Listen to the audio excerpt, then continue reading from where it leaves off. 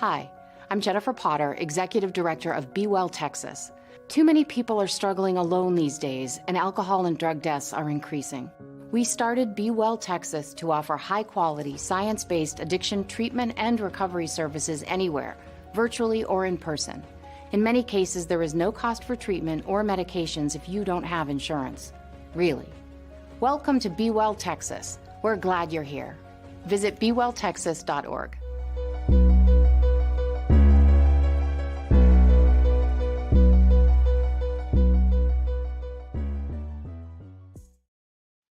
Oh, welcome to the Gamblin Gauchos. I'm Rob Bro. He's Kyle Jacobson. No, he's not. He's Money Mango. Kyle Jacobson will join pretty soon. June pretty soon.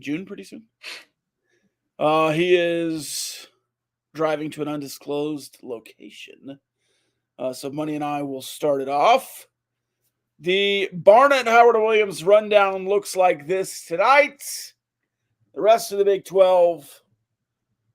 Texas Tech, TCU, and that's pretty much it. We will keep it simple, stupid, and kiss this show goodbye fairly quickly, and then watch the Dallas Cowboys play on Sunday Night Football. The Kansas City Chiefs just took a 7-point lead by kicking a field goal, 20-13. Gardner Minshew has the keys. They're going on a drive. Actually, it's just 2nd and 3, so I think they're one play into the drive. Oh, they're at the 34, though. 37. Anyways. Let's see. Barnett Howard Williams. They don't want you to have to call them, but you certainly can. The best law firm in the state of Texas, based out of the DFW area, but they cover the great state far and wide. They do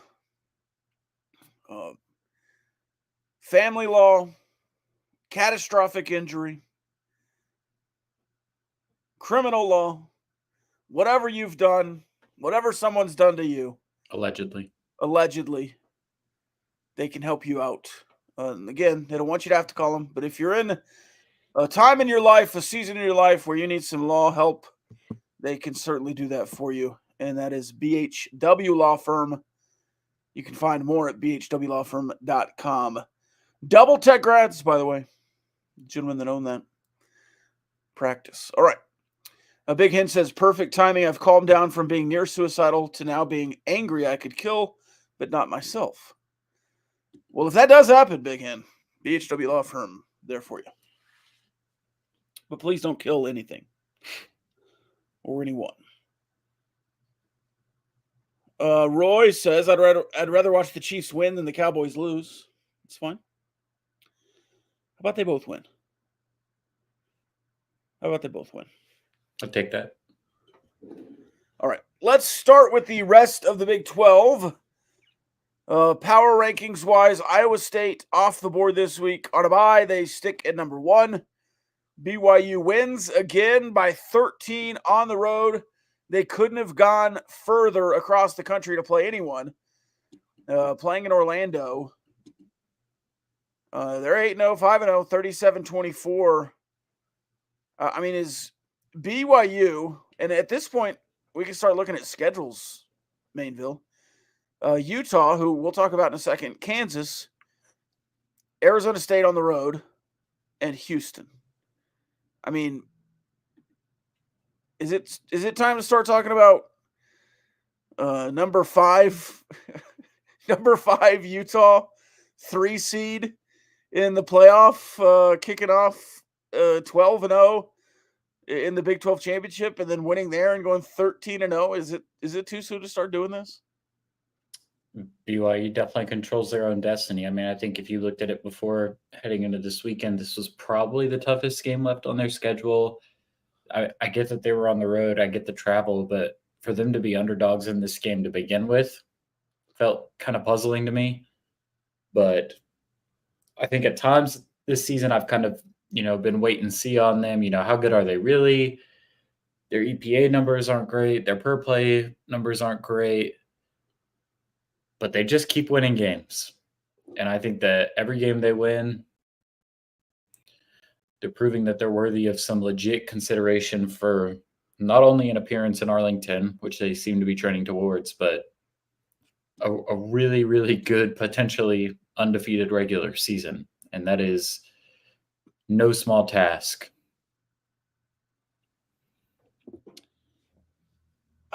I mean, it would be a really funny thing for that rivalry game next week with Utah to be like an intense battle and Utah pull one out.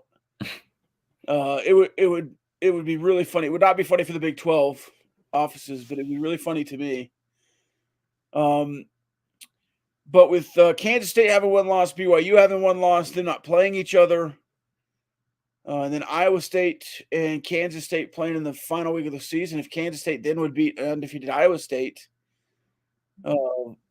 three-way, one-loss tie. And I think you're getting pretty far down there in tiebreakers because there's a bunch of like common opponent stuff. And if everyone's I guess BYU would be out if the other two play Utah and beat them. Or at least if Iowa State had played Utah and beat them, which I think.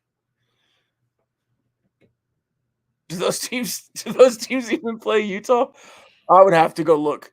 That's going to be a mess. That's all I'm saying. That's going to be a mess. The next game of the day, let's go to Oklahoma State Baylor. Game was tied at 17.5 after a Alan Bowman touchdown pass. Then Baylor just kind of ran away with it in the third and fourth. 7-3 in the third, 14-8 in the fourth to win by 10. 38-28. Dalton Pendergrass money. This team can't run, right? He had 6 carries for 142 yards. That is 23.7. A long of 55, only one touchdown, which seems like if you have 6 carries for 142 yards, you should have 2 or 3 touchdowns. But he has one touchdown in that performance, but a big one nonetheless. And they ran for 345 yards on Oklahoma State. Oklahoma State ran for 74. Ollie Gordon, 18 for 77, 2 touchdowns. Alan Bowman threw 1 pick, 359 yards. Yeah. Woof. But Baylor wins again. And again, looking at schedules, just because we're at that point in the year, Baylor 4-4, 2-3 in conference. But TCU, West Virginia, Houston, Kansas, Baylor could go on a run here. Yeah, Oklahoma State's defense might be worse than Texas Tech's. And that is a hell of a statement right now. I think it is. Yeah. I mean, this team is puzzling to me. I mean, they return almost everybody from last year, and they are terrible. They are a bad, bad football team. And I think, Alan Bowman has gone through his struggles this year. They made a quarterback change. Quarterback gets hurt. You got to put Bowman back in the mix. He starts this game. I mean, their offense is not clicking. Ollie Gordon has disappeared. Or maybe he's just been who he always has been. And there's no 4-game beginning of the season burst like there was last year. But it's just puzzling how bad that team is right now. Now Baylor, trending upwards. And if you look at the conference-only numbers, which I did extensively in preparation for our Texas Tech segment of this show, Baylor has one of the best offenses in the Big 12 right now. And from where they started this season to where they are now is pretty remarkable. So big, tip of the cap to Sawyer Robinson for getting that ship turned around. But they ran for almost 10 yards per carry against Oklahoma State. If you combine those two things, you're gonna be just fine. Yeah, going into that Baylor game, I don't think we gave them enough credit. We just saw 2-4, 0-3 in the Big 12. But I mean, their Big 12 losses are 2 undefeated teams and a team that looks pretty dadgum good. So in Colorado, and Colorado won again, and they've only lost to Kansas State. Out of in conference, I mean. So, I think Baylor is now. You shouldn't have lost to Baylor by 50 or whatever it was, but I think Baylor's a decent team.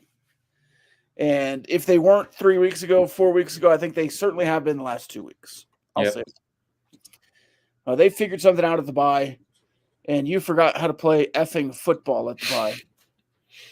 Talk about that more in a second as we roll through these Big 12 games. As we do, West Virginia went to Arizona.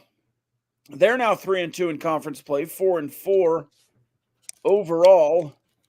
I thought they were about to collapse late in that game, but they hold on, and they also ran a fake field goal. So teams that ran fake field goals yesterday, 1-1.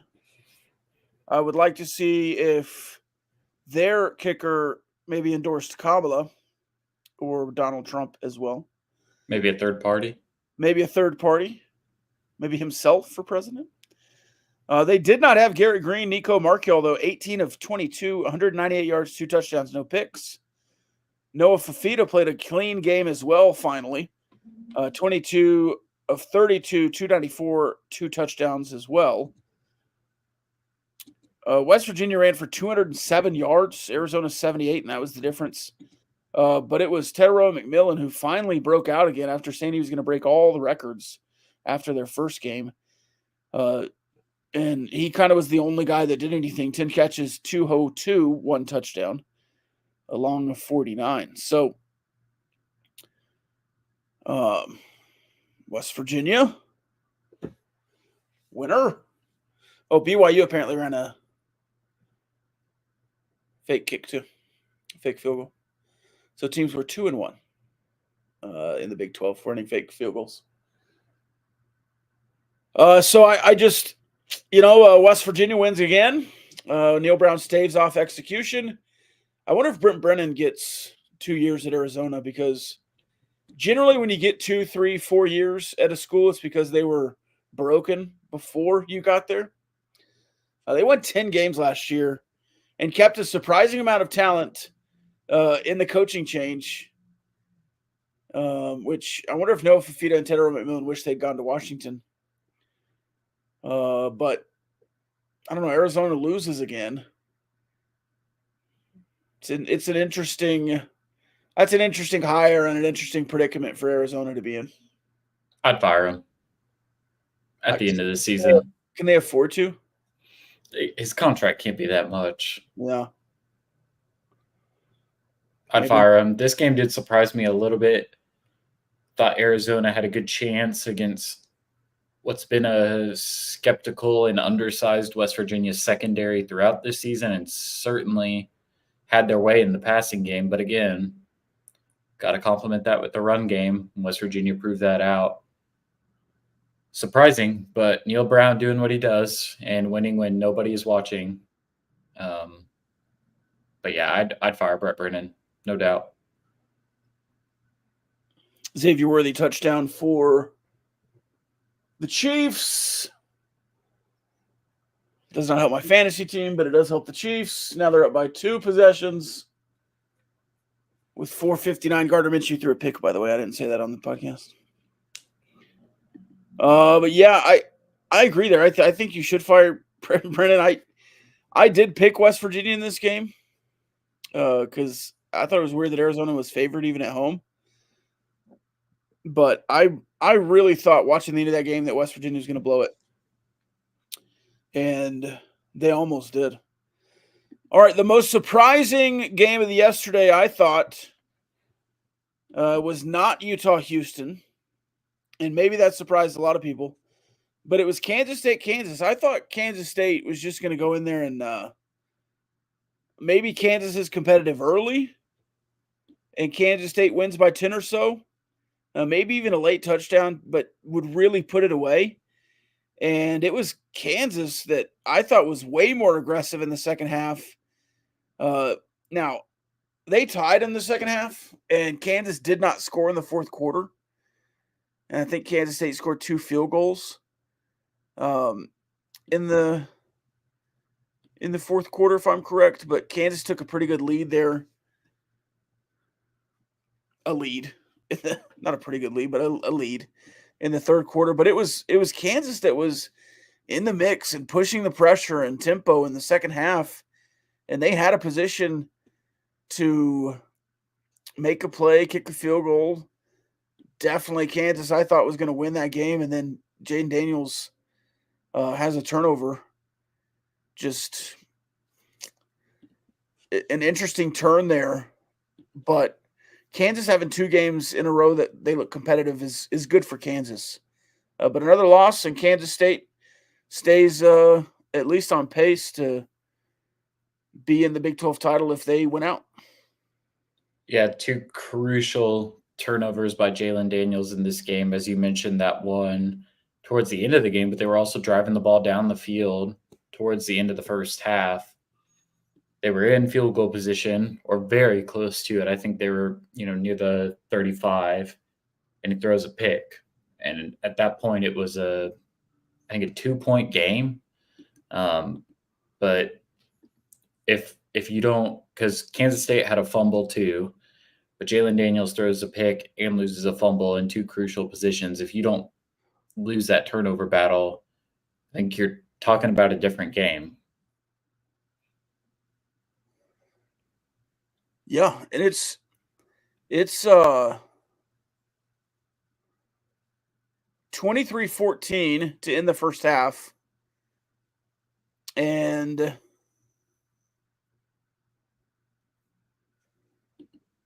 really early on in the second half, 16-14, Kansas State scores to open the second half. But Kansas kind of went back-to-back there to score 2 touchdowns to take the lead in the third quarter. And Kansas State finally re-gets it late in the fourth. And I guess that's coaching there that they outplayed at the end, but a little bit of execution too. And I think Avery Johnson played a really good game. And I've not really been impressed with Avery Johnson this season, but I thought maybe last night was one of his best games. And maybe that's just me being me, not being impressed with Avery Johnson because I'm a hater, but he certainly has played better as the season's come along. And he's grown and improved for sure. All right, 2 more Big 12 games. Utah, Houston. Houston, I did not watch it down in this game. Yeah. In 17-14. I was doing things during this game, watching other games. I saw it was close. Isaac Wilson might be the worst quarterback in the Big 12. Their freshman quarterback. And really no fault of his own. It's a true freshman, though. Another true freshman looked pretty good yesterday that we'll talk about. Houston won this game with 61 passing yards, 2 touchdowns and a pick, and 230 yards rushing. Say that again, 61 yards passing, 231. That's quick math, 291 yards. And it's not like Utah had much more, 216 passing and 90 rushing. But man, that's pretty rough. They ran the ball 49 times. Yeah. 49 times. Hello, Kyle. So, just getting to the final couple of Big 12 games here. Utah losing to Houston. Utah, they've lost to the worst team in the Big 12, so now they're the worst team in the Big 12, huh? And it might be Utah and Arizona. They're both 1-4. That's Houston's second Big 12 win. And I guess are we moving Oklahoma State to the bottom? They're 0-5. So maybe because Utah beat Oklahoma State. So is the bottom three Oklahoma State 16, and then Utah, and then Houston? Houston 14? Probably. I think so. That's wild. Just like we all expected, huh? The final game, Colorado-Cincinnati. Colorado controlled this game the entire time. Travis Hunter has a big game. Shedwar, 25 of 30, 323. That guy just throws completions. He is so safe with the ball. He never does anything really stupid. It's really impressive. He is really impressive. He's the best quarterback in the Big 12, I think. And I don't know that it's necessarily close. The right tackle for the Raiders named DJ Glaze, by the way. Glazing. All right, Kyle, any thoughts on the rest of the Big 12? Not really. All right, let's start TCU.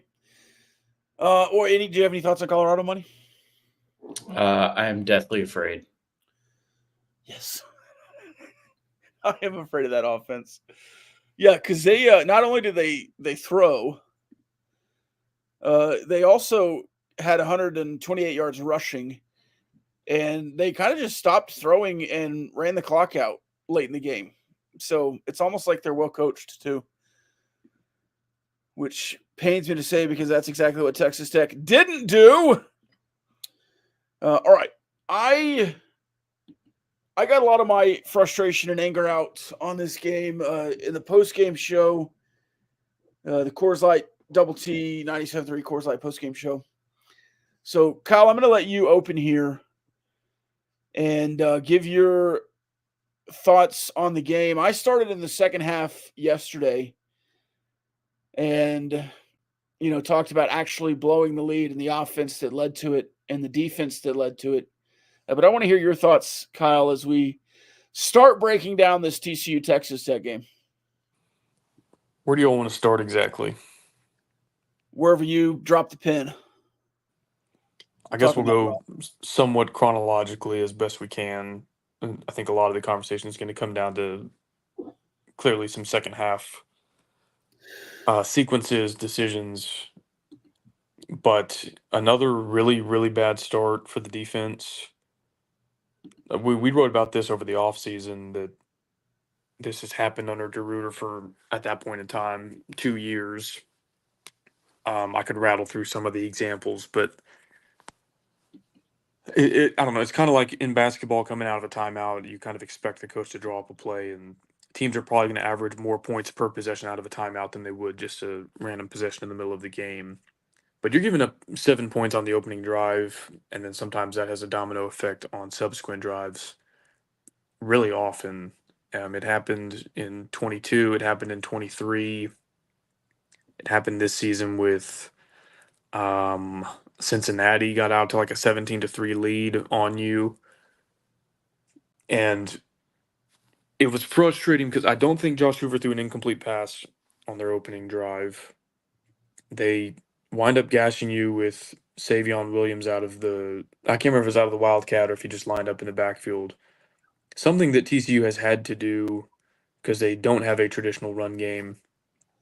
Like, that should have been on tape from the last couple games, and you should have, I think, looked a little more competent and better equipped to put up literally any amount of resistance on the first drive than you did defensively. And you kind of stagger out of the gates to like a 14-3 deficit. The next TCU touchdown, I mean, it just looked ugly. I mean, I kind of saw it happening, and like as soon as he caught it, I knew it was going to be a long gain. But it looked like Ben Roberts kind of had a blitz assignment, but if the back release out of the backfield, he was supposed to pick him up. He's blitzing, he gets caught out of position, and like Savion Williams out of the backfield again has so much separation that nobody's going to make a play. So that was disappointing to come out that terribly on defense against like one key guy. Both of the big plays that gassed you are him lining up in the backfield, which I'm just guessing here, but I would think would have been a very focal point of the entire defensive preparation for seeing TCU this week. It's like, hey, they're moving their best player into the backfield. Sometimes he lines up as a running back. Sometimes he lines up as a wildcat quarterback. Here's what we can maybe expect. And you came out of the gates and seemingly had no answer for it. Now, thankfully, you were able to kind of survive the bad start in a way. Not ultimately, of course, because you lost the game, but you get to a point where it's 14-10 and then 17-14. You actually have a lead despite that slow start. And this is where we go back to complimentary football. You get your first touchdown of the game, which I'm glad you did, but you kind of get there in the most roundabout, ugly way possible. I'll shout out Harvey Dyson real quick because he played an incredible game, the best game we've seen from an edge rusher in a while. I guess Linton last year against Baylor, Amir Washington in the bowl game, but neither one of them were playing the volume of snaps that Harvey Dyson did. He kind of bats for the triple crown on that play: strip sack, fumble recovery. We get the ball at the 5-yard line, and the offense goes 3 and out. So, I know we end up running the fake field goal and score a touchdown on that drive, but it's not because we were demonstrating competence or kind of sensing that we could get some momentum. You kind of piss down your leg with the offense and then run a trick play to get 7 points. Again, I'm glad you scored there, but not because of any offensive ability there. So anyway, you are able to kind of deal with the slow start and you start to get some stops on defense. I wish that you had scored on first or second and goal instead of having to resort to a fake field goal to punch it in there. I guess that's a lot, so I'll give you all a chance to kind of talk through the beginning before we kind of get to the middle couple quarters here. Yeah, there's no world where if Savion Williams is in the backfield that your inside linebacker should be responsible for covering him in any kind of way. They just, caught you on the seam. There's a lot of conversation going on about, why didn't we have safety help there? Why is Macho on an island? Especially in the second half, and I'm kind of getting ahead of ourselves, but not really because it was the whole game, except for maybe 5 or 6 plays. When there's no pressure in football, it doesn't matter how much safety help or anything else, people will be open. Because you run around for long enough, guys are going to be open. And I really think the injuries have made this defense so vanilla that it looks even worse. Because you don't have the bodies to go out there and run a complex scheme, I guess. And if you have the bodies to do it, you don't have the practice to do it because you have to install those complex schemes all off season and in the fall. I don't know. Maybe I'm just talking myself into trying to explain how bad this defense is this year because I can't really compute. But when Texas Tech goes down 14-3 and then has to do a fake field goal to score, I thought there is no way Texas Tech is even competitive today. Because of how TCU scored the first 2 and because you needed a fake field goal to score your first, I was pretty down on the game at that point. Of course, that brought some momentum to your sideline, I guess. Money, anything on the start before we get going? I think y'all covered it both well. I will say, I'm a numbers guy. I like to look at the stats. I like to look at how the game played out on the field. But this felt like a game where momentum was very tangible. And we were watching swings in momentum happen. And I think the way that you had to generate that momentum was concerning by having to run a fake field goal to get your first touchdown of the game. But it certainly felt like you fell down. You were able to swing momentum back into your favor. And as we're about to talk about, once you got that momentum back into your favor, you tucked your tail in between your legs and hoped for the best. Do we want to talk about the post fake field goal celebration, or should we keep that at arm's length? I wrote about it on the DoubleTSportsNetwork.com in kind of a straight news way. Here's my real thoughts on it. Now, election day is coming up. I understand the political scene is divisive and whatever else. And if you like one candidate, the other candidate's people hate you. And if you like the other candidate's people hate you. And I know there's some moderates out there, and that's mostly just social media noise that the hatred and vitriol or maybe at your Thanksgiving table. I wouldn't like any kind of message on a T-shirt in that moment. I wouldn't like Taylor Swift 24. I wouldn't like Austin 316 written on a T-shirt. I don't even think I would agree with a John 316 on a T-shirt in that moment. You scored a touchdown, you hand the ball to the official, and you celebrate with your teammates. All this extracurricular stuff, I'm surprised they didn't flag him for showing a message on his shirt. It should have been a personal foul. It's a look at me moment, which I hate in football. It's a team sport. So regardless of what it said, bozo. And then he misses a field goal.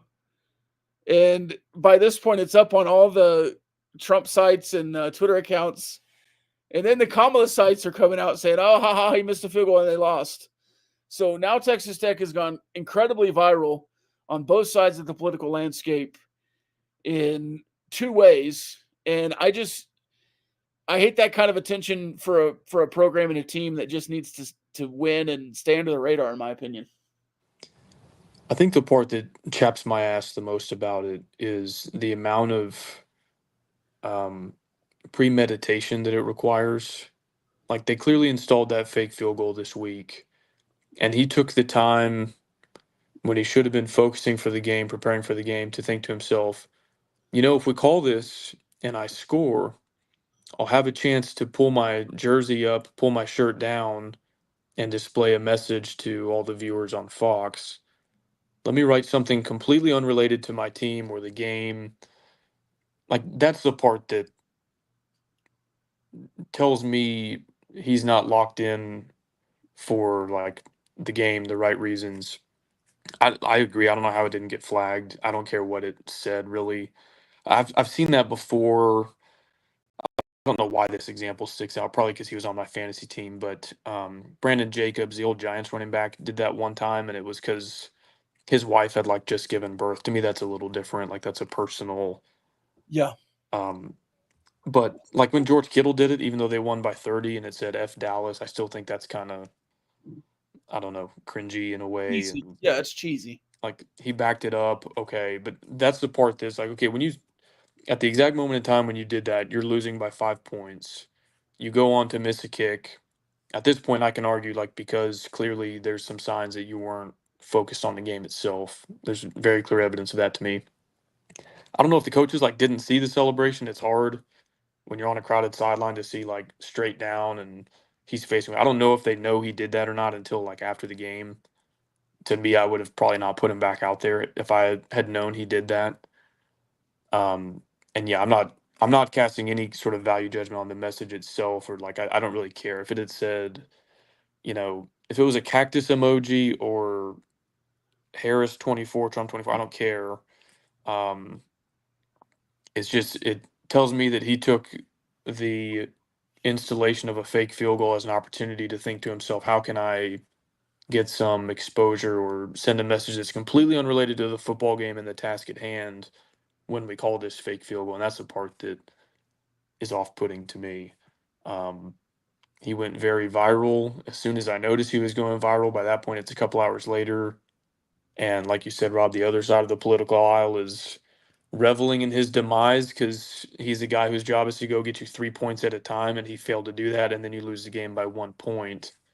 So if you're going to do it, you better be able to back it up, and we lost this game for many reasons. I don't think a missed field goal that early in the game should be among the top 5 reasons that you lost this game, but it does still kind of loom, especially when you bring that much attention on yourself intentionally, like you said, Rob. So yeah, I was not a fan. And he did miss the field goal to the right. Yes. I will say this though, and this is going to be a theme maybe on a couple other decisions we talk about. I'm going to work backwards this time instead of going chronologically. In Joey's post-game presser related to the Will Hammond fumble, which I know we'll talk about, he said something to the effect of, well, it's really easy to question these decisions in hindsight. And he's right. It is easy to question a decision in hindsight, especially like a 4th and 3, 4th and 4. You can run it, you can pass, you can go forward, you can punt. Like everybody's a genius after the fact on that kind of decision making. And you'll have to take my word for it on some of these future decisions we talk about that I didn't arrive at the conclusion I did after seeing the outcome, that I was like saying from my couch, don't kick a field goal here or whatever. But I distinctly remember after the Abilene Christian game this year, 2 months ago, saying I do not want to rotate kickers, pick one and just go with it. That's clearly not the strategy that we're deploying with the kickers. If you are going to rotate them, I don't know why you would send out a guy whose career long is 41 yards for a 50-plus yard field goal when the kicker you're rotating him with is a guy who has drilled multiple 50-plus yarders in his career. It makes no sense to me. It's like they want to wash their hands of having to choose one or the other and like don't want to be accountable for the fact that one might be better suited for one type of kick or one of them just has earned the full-time job. And it's like, well, we're just going to rotate it, flip a coin, like they're going to exchange kicks 1 for 1 every single time, and then whatever happens, happens. Well, you send out a guy who like clearly doesn't have the same track record as the other guy, and he missed the kick badly. So that's not a hindsight's 2020. Like, oh, well, maybe they should have given the other kicker a try. I think at least I've been pretty clear from the get-go that I thought Gino Garcia did enough last year to earn the job. He clearly, if you want to drill down to that type of field goal, long range 50-plus yards, he's the only guy in that room that has skins on the wall with making a field goal from that distance. So that's not me judging it in hindsight. That is something that I said 2 months ago was going to come back to bite us in the ass, and it hadn't until then. And I don't know if Gino would have made it. I think it's somewhat likely he would have based on past results, and Burkhart wasn't even close. So I question the decision there, and Did you curious see? if y'all noticed the same thing. Did you see Don Williams' question to Joey after the game? I did On the field- not. On the field Yeah, goal ironically, kickers? I did not. He asked, why it was Burkhardt. I think it was Don. He asked why it was Burkhardt over Gino, and Joey said that a special teams assistant checks sight lines and guidelines, game lines to where kickers are making kicks from in the pregame, and I guess that's how they choose.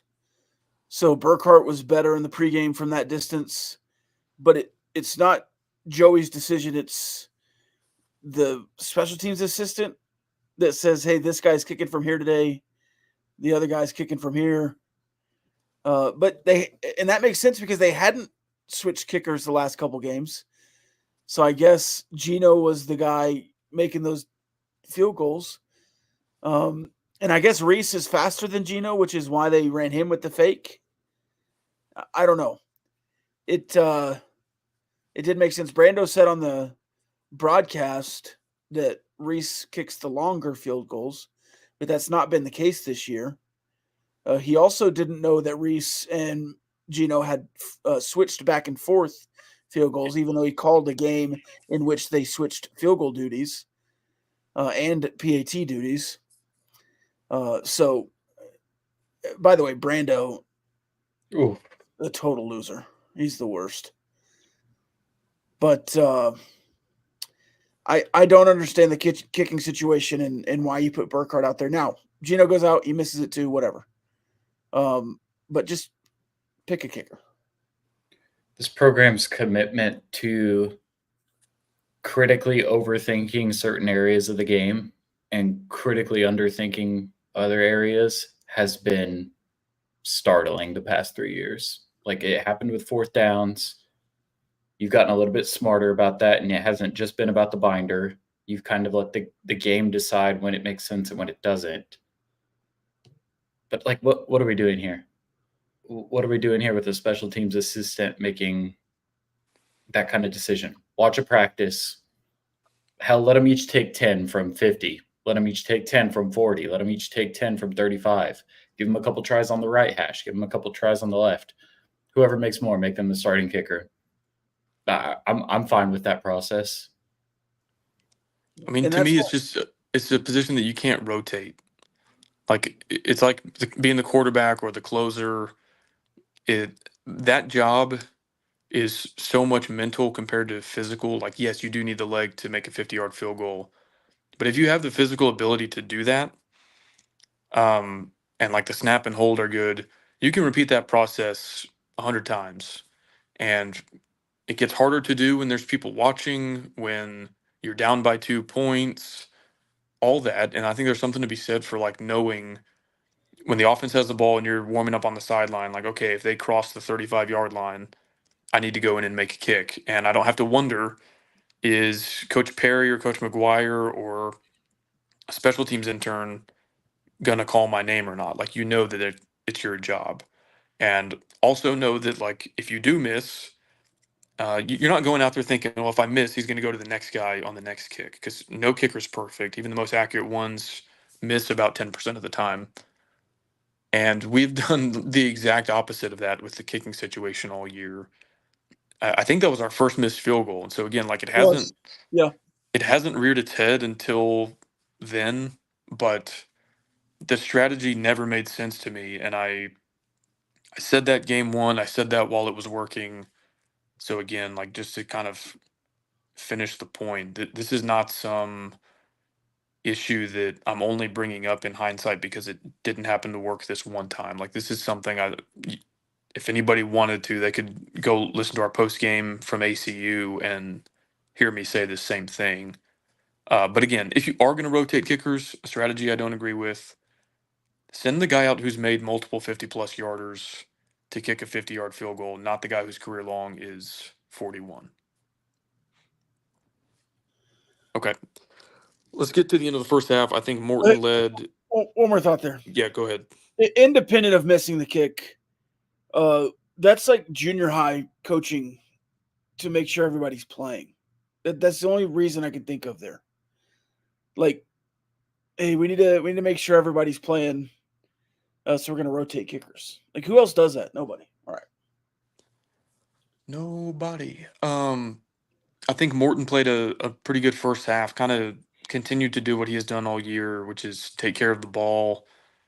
I think 2 pass interference calls, or at least holding at a minimum, were not called, and they were both targets that were in or near the end zone, and that kind of sucked. I also don't want to blame the refs because we certainly did enough to ourselves to lose that game. But that throw to Douglas down the sideline was an absolute dime. It leads to points. And, at that point, I didn't realize he was hurt until, like, basically coming out of halftime. And I guess he got hurt diving after a short run toward the end of the first half. But at that point, I'm feeling like kind of, okay, mixed bag. The defense had 2 F- series right out of the gates. They also forced a couple turnovers, set your offense up in good position. What I didn't like, I can't remember, the second and third quarter kind of blended together for me, but you did get a 4th down stop on your own 41-yard line, so you inherit the ball close to midfield, and you go 3 and out. The Burkhart missed field goal that we were talking about was, I think, after the Josh Hoover interception in the first half that you inherit in plus territory. Obviously, you inherit it already in field goal range. 3 and out, missed field goal. So those were frustrating sequences because, like, you see how bad the defense can be, and on the rare occasion that they do not only like kind of bow up and force a punt, but give you the ball with good field position, which is probably about as good of an effort as you're going to get out of this defense right now. And you do almost nothing with it. And again, the one time you do score, you start with the ball on the 5 and go 3 and out with the offense, and it requires a fake field goal to score. So I don't know. I was feeling like you left a little bit of meat on the bone, even up 17-14. But more than anything, I was like, thank goodness you weathered the storm after that really bad start. You're going to have a real shot here in the second half. Maybe you figured out some ways to generate stops on defense. The offense seemed to certainly get better as the half went along. Taj hadn't gotten going yet, and he tends to get better later in games. So I'm thinking like, okay, we're in this despite the bad start. And then the vibes for me mostly turned to just curiosity, eagerness to watch Will Hammond. Like, very unfortunate the reason why he was inserted into the game, but based on what he flashed against North Texas, I was like, okay, like, I mean, this is in a way exciting. Like, I feel bad for Morton because he's played well all year. He's on track for arguably the best season since Patrick Mahomes at that position. Um, but I was also like, okay, like, time to see what the true freshman has. And man, the early returns were fun to watch. Like, I think 2 straight touchdown drives. He's keeping the ball on a couple of those. I don't know if they're RPOs or like zone reads. Can move just a little bit. Enough to move the sticks. But his throws, like the corner of the end zone shot to Aiken. I think the announcer said like he couldn't have walked it over and handed it to him any better than that. Yeah. Does that with the guy barreling down on him, takes a roughing the passer right under the chin, and he just like doesn't look phased at all. Like, I've seen, speaking of Patrick Mahomes, like I saw his first meaningful snaps in a Tech uniform, and he looked like a deer in the headlights. Hammond did not look like that at all. He made Yeah, another that's throw, I why guess. threw a pick and fumbled on the same play. Yeah, In his first play. the other throw that Hammond made that I was just like, wow, that is not a normal throw for a true freshman. I guess it was kind of maybe a short post route to Aiken, and like the corner has outside leverage on Aiken, and Aiken's like passing I don't know if it was a safety or a linebacker in coverage, and Hammond throws it with like the kind of anticipation that you truly see in the NFL when they're talking about like throwing it into different windows. Um, and so I don't know, the timing on that was perfect. The placement was perfect. Like, it almost looks like he's throwing it into coverage, but with where he put the ball and as much zip as he was able to put on it, like, it's almost hard to defend if you're TCU. And to make that read as a true freshman, have the guts to throw it and the talent to get it there on time and on target, in stride for Aiken to get some yaks even, I was like, holy cow. I mean, that's a serious throw. Like, you see all conference guys make that throw. I mean, it looked like an NFL throw to me. So I was pretty blown away. And, that's part of I guess it was a 28-0 run that I think took from the first half to the second half. It was like 29 minutes of game clock where you were on a 28-0 run as a team.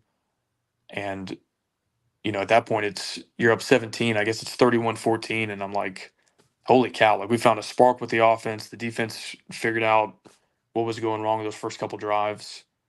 And, it's not game over, but you're thinking like, this is looking pretty good for us. Like, it would be very hard to lose this game at this juncture.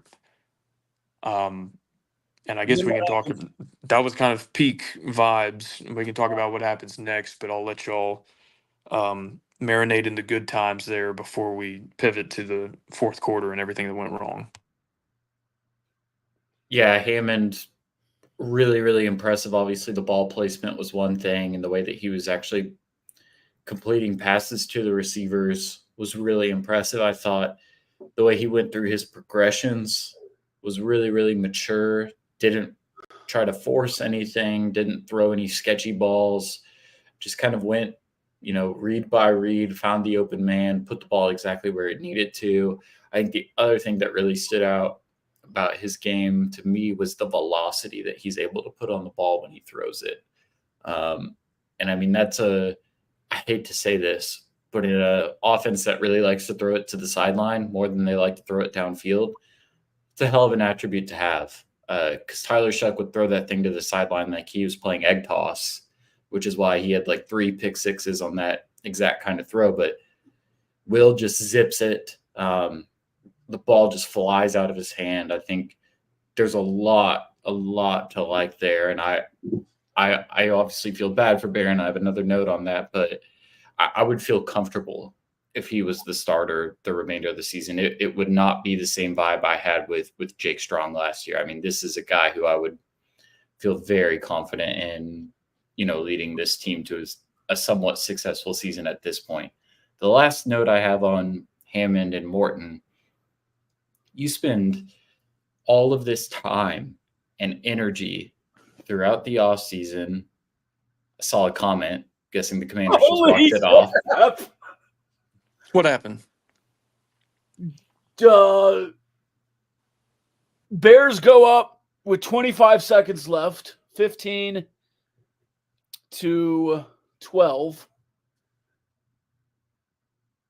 Commanders get to, I don't know, I think he threw that from the 30. I think he just threw it 68 yards to the 2 because he's scrambling around. There's 2 seconds left, 10-second scramble, throws it from the 30, bounces off a guy's helmet at the 2 into the end zone. One guy there, it's a Commander. Touchdown, walk-off, 18-15 Commanders. Wow. That was 70 yards in the air for sure. Did the Chiefs win? Chiefs won. Raiders scored to cut it to 7, and onside kick went to the Chiefs, and they clocked it. It's that easy. Okay. We should have just done that on the last possession. That was incredible. All right, so they're at the 50, scrambling back, backwards. Tony Romo spin. He is at the 35, and that would have landed in the end zone, but it's tipped at the 2, back into the end zone. Wow. He's got the stuff with a bruised rib too. He's the truth. All right, can I finish my Morton thought? Yeah, sorry. Yeah, I'm not going to go off on a tangent about that draft class. Go ahead. You said with all this time spent, or all this time something. Clearly a huge investment made into getting Morton healthy and keeping Morton healthy. He goes and sees a shoulder specialist throughout the offseason. How the hell in that process did you not teach this guy how to slide? I remember talking to Rob after the ACU game, and I think it was the last episode of Hard Knocks that just came out, and they set up a slip and slide for these dudes, NFL professional quarterbacks, to teach them how to safely slide. Morton scrambles, he gets out of the pocket, he's rolling, and he dives straight onto his shoulder. An area he knows is vulnerable for his body, where he hasn't been able to stay healthy. It's just nonsensical to me. And again, I think Joey said after the game, hey, it looks like we may have avoided something really serious. It's really sore, but it's just baffling to me that you can't manage to find a way to get him to go down other than without diving his full body weight directly onto one of his shoulders. Wild to me. Yeah. On the play they showed where they kind of intimated that he got hurt, he was out of the pocket, but then he went back inside the line and just fell down. I don't know that he could have slid on that particular one. But yeah, at least I don't just take the hit. Yeah, it's better to get tackled in that situation than just fall down and let a guy fall on top of you. He did that several times where he just dove forward inside a pile. And it's like, just run. I mean, again, going back to Patrick Mahomes' first action at Texas Tech, do y'all remember why he was in the game? Davis Webb got rocked. No, he hurt his shoulder trying to slide. He was Yes. He reached back with his hand to like brace his fall as he like sat down, and he hurt his labrum. Yes. So I get it, money. I don't know how that's not like a. I mean, you hear quarterback coaches and offensive coordinators talk all the time about the quarterback protecting himself. Like, I mean, do y'all spend 5 minutes in practice teaching them how to slide? Because it does seem like they get injured trying to protect themselves because it's like not a natural motion. And I did have a high school football coach tell me, is like, guys don't get hurt when they're tackled. Like, they get hurt when they hit the ground. Whether that's somebody landing on top of you or what, but I think there's a lot of truth in that, and it's super unfortunate that like Yeah, Tyler Shuck, both of his injuries were diving and hitting the ground. Davis Webb, same thing. Baron Morton, same thing. And I don't know. I don't know. He had done a really good job protecting himself, I thought, for most of the season, like just throwing the ball away. But it seems like it could have been avoided, and that's the frustrating part. Again, because he was having such a good season. Anyway, that's kind of when things peak. 31-14.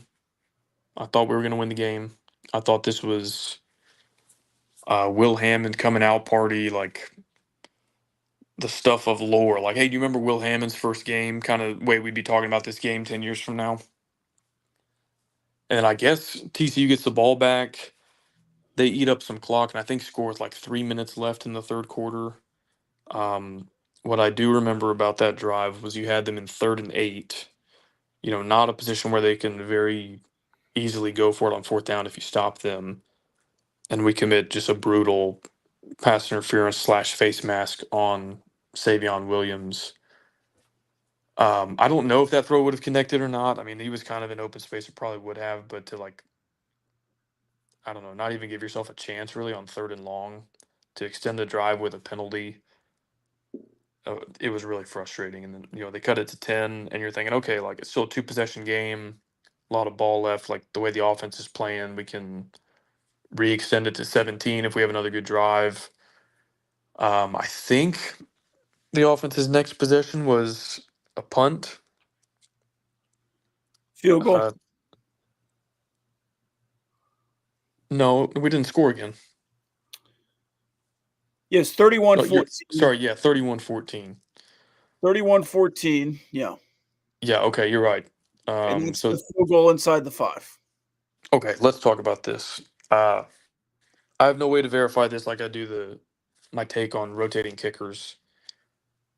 But since I was watching the game on my couch, which you may have seen on Twitter, I was in my living room, and when it's 4th and 3, I'm saying to I don't know, I guess my wife and kids that I wanted to just go for it. I was like, this is 3 yards for an opportunity to essentially win the game, because you would chewed up 6+ minutes of clock. By this point, I think there's 11 minutes left in the game. And so if you score a touchdown on this drive, you're right back to where you were middle of the third quarter in terms of margin of, not margin of victory, but the lead you have. Only like you've essentially eaten up so much clock that you're still better off than where you were being up 17 half a quarter ago. And they bring out the field goal kicker, and I'm like, you've got a chance here to get 3 yards and win the game. And like, this is my philosophy on going for 2 at the end of the game.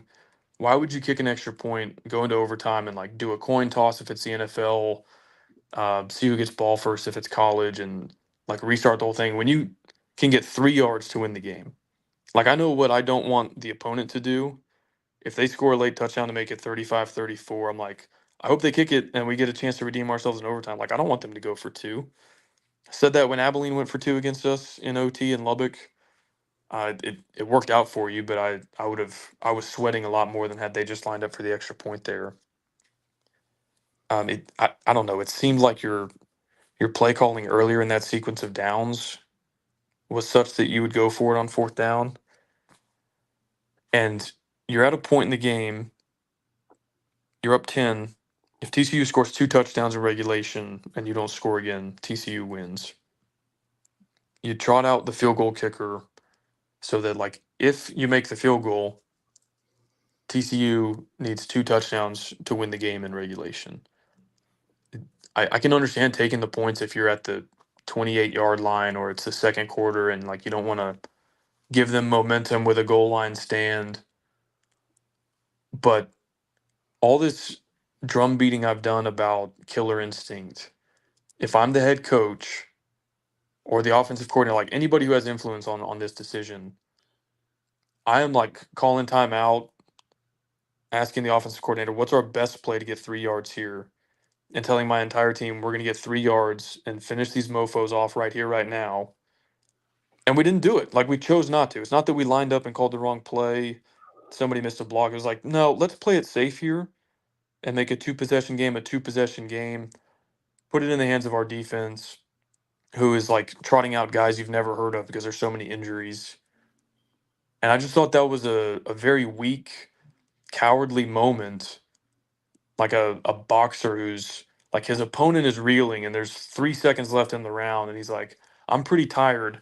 I could take one more swing and probably end the fight. Or I could go back to my corner, like rest up for 30 more seconds and then come out for another round. And we chose the latter. And you would have lost the game had you, well, I don't know, maybe their field position was so bad. Even if you don't convert there, they've got to go 94 yards or whatever, which maybe they would have done based on what happened next anyway.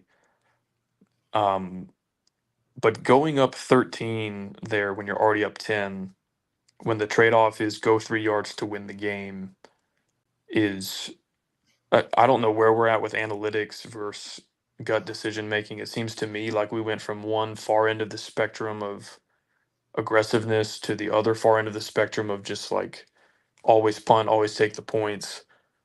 And again, that's a scenario. If I'm a head coach, I'm telling my sideline, we're getting 3 yards right here and winning the game. And we chose not to do it. Kyle, money. You kick that field goal 4th and 3 at the 6.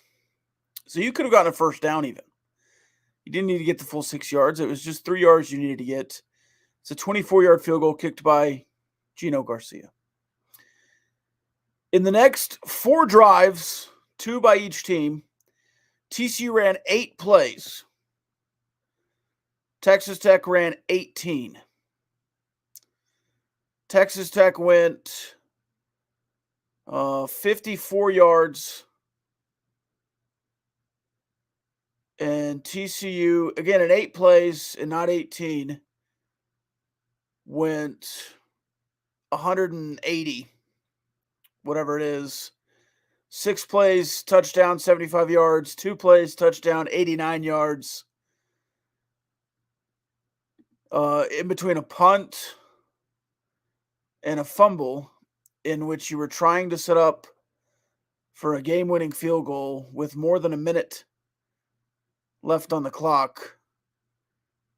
Even if you kick that field goal, again, touchdown in 6 plays, touchdown in 2 plays, 2.5-minute drive, 36-second drive. Why does it feel like that's the best decision? I do not understand. Now, you don't know they're going to score 2 touchdowns in the next 8 plays. Certainly. And they've not done that all day long. Oh, wait. The previous 2 drives, the previous drive, a 9-play, 75-yard touchdown. So touchdown, touchdown, touchdown, their last 3 drives. Touchdown, field goal, punt, fumble, your last few drives. And then another fumble, which didn't matter. And even after all that, like you opted to take the points. You're up 13. TCU scores. Now you're up 6. You get the ball back. Even if you just get a field goal drive and you go up 9, you've made it a 2-possession game once again, and we didn't do that. I guess y'all want to just fast forward. I don't know what there is to say about like TCU's go-ahead touchdown. They bombed it down the field.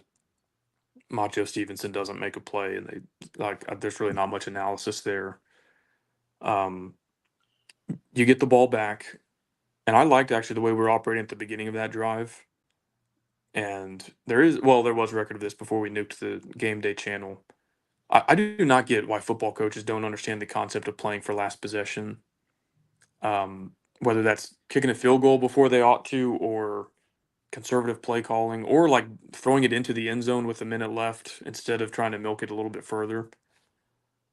But when it's 3rd and 7 and you're on not the outer range of field goal territory, but like it's not a gimme, it's not a chip shot. And you pretty much know, you can be pretty confident that if you give TCU the ball back, they're going to score. Unless there's 30 seconds, like maybe that's a limiting amount of time. But if it's a minute plus, it's enough time for them to go back down the field on you. It's 3rd and 7. Here's how I would rank my preference of play calling. 1 is throw it. My primary motivation is get a first down. I feel like at this point, if we get one more first down, then we can run the clock to the very end, kick a field goal with no time left, absolutely get last possession, and the game is in our hands. We don't have to leave it up to the defense or anything else. My second, if we're gonna kind of surrender run and force TCU to use another timeout or run some more clock, and we know we're gonna settle for the field goal here, I'm handing the ball off to an All-American running back who may not get 7 yards, especially if they're expecting run because they think you're gonna run clock, but is the most likely player on the field that we can hand the ball to get 7 yards. If I'm not going to hand the ball to Taj Brooks or another running back, and I'm just, going to leave it in my true freshman quarterback's hands, I'm probably just telling him take a knee. And the last thing I'm doing is like running him into the defensive line with like linebackers plugging the hole. And that is easy to say in hindsight because he fumbled, but I think that if you were in my living room with me, I was saying we can't surrender run here. But if you're going to hand the ball to Tosh Brooks, I don't feel like that's a crazy thing to say or that you need the benefit of hindsight to know was the right call in that situation. I can't believe we were trying to play the clock game with a minute 30 left in that kind of context. I mean, a minute 30 is just simply too much time. It's enough time for the other offense to go score again. It's not a limiting factor at that point. And so I don't know why you're playing the clock by surrender running there with the quarterback. Again, you have timeouts left. I don't know if it's the crazy thing to use one and say, what's our best play for 7 yards here? You kept it in your pocket because you didn't use it on 4th and 3 a couple drives before that. So I think we went the exact opposite of what I would have liked to have seen us do in that spot. I think you lose games by playing cowardly like that, playing too conservative. You're the phrase that everybody's tossed around, and I agree with it, is playing not to lose instead of playing to win. And you had multiple chances, like with TCU reeling with the chance to put it in your own hands, go win the game yourself, and you played not to lose. And does he fumble on that play more than, I don't know, 5% of the time? Probably not. And you get the absolute worst outcome possible there, unfortunately. But even if he doesn't fumble, that play goes nowhere.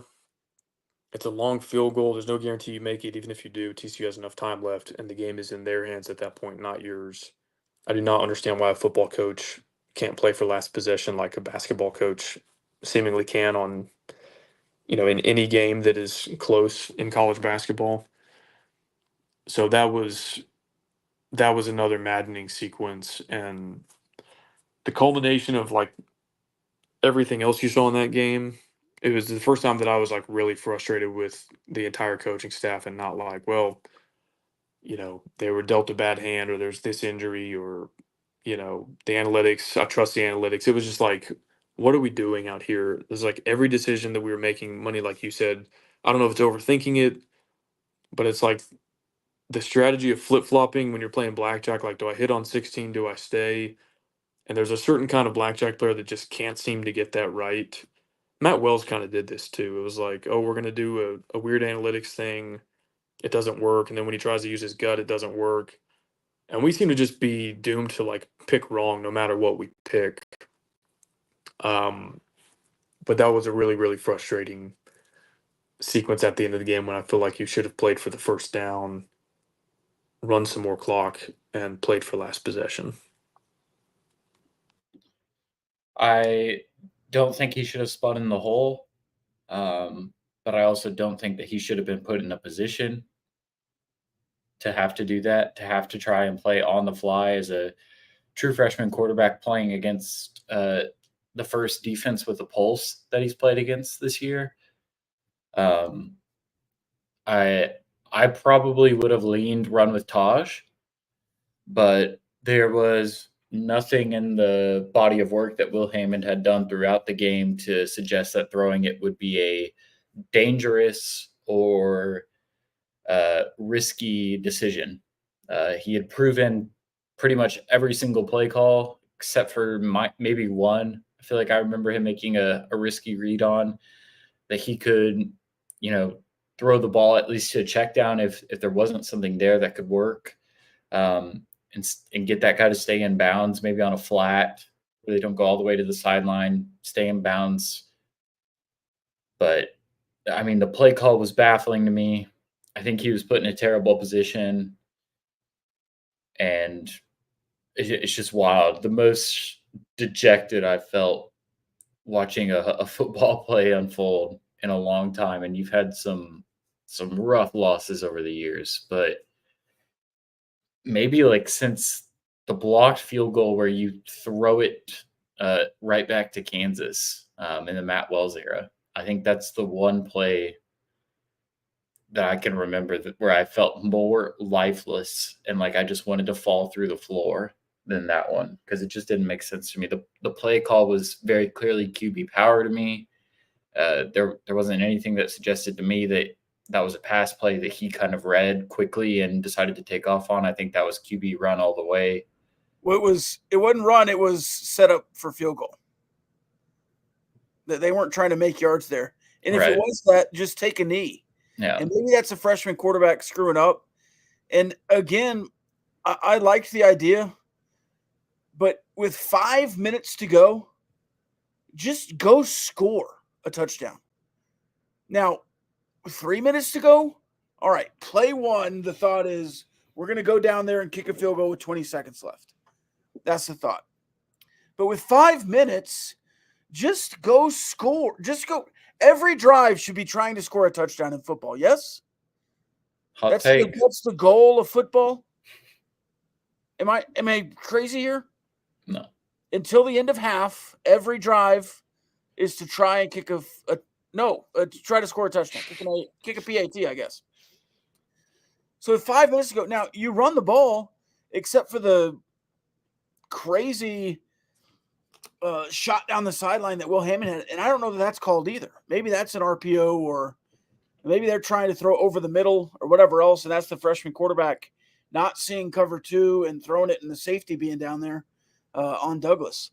But to me, the call was, hey, Will, go behind two extra blockers and lay down in the middle of the field so we can kick this field goal with a minute and a half left.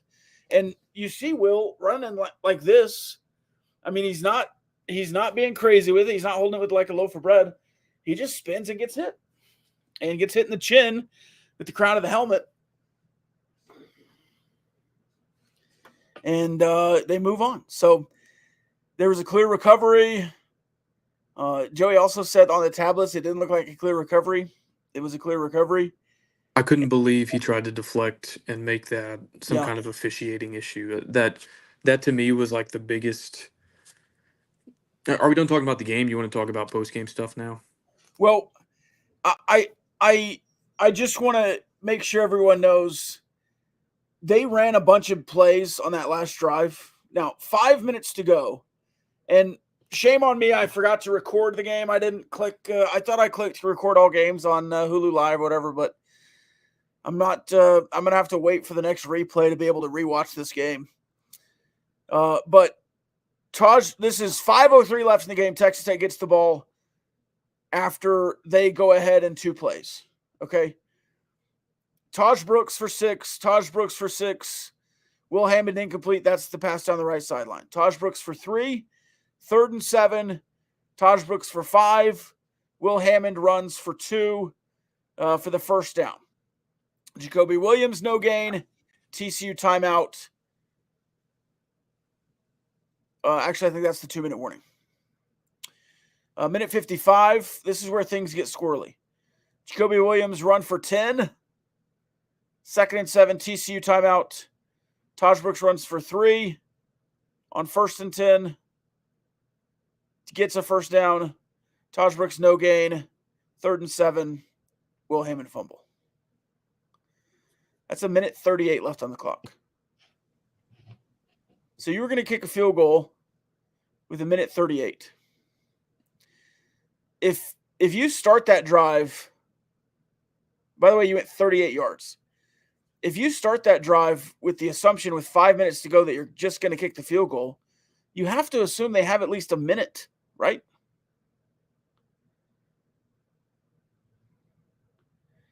Like that, the plan was wrong for me in that moment.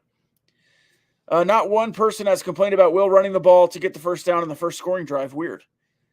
Again, I'm not complaining about Will Hammond running the ball with the game on the line because he was just going to go over and fall down. And that is a fluke fumble.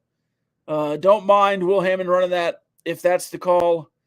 My issue is you're setting up for a field goal with 1.5 minutes on the clock. That's my issue. But also that run on the early in the game is outside the tackles on a read option where the defensive end crashes down, and that's a read run. This is, hey, let's send the true freshman up the middle where all the big fat guards and tackles are. That's the issue. If there is whoever commented is missing the point. The problem is that you surrendered on 3rd and 7.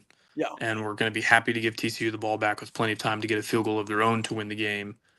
And that the surrender play you did choose to call was probably the worst one that you could have called. Yeah. And Don also asked in the postgame why give the ball to Will Hammond there. But in the middle of his question said, of course, Taj Brooks has also fumbled in big moments.